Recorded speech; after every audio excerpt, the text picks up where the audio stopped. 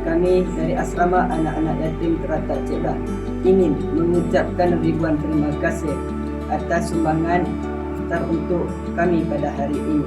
Alhamdulillah, semoga sumbangan anda diberkati Allah, dikurniakan kesihatan yang baik, dipermudahkan urusan dan disembuhkan daripada sekalian penyakit.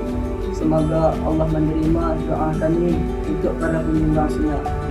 Amin.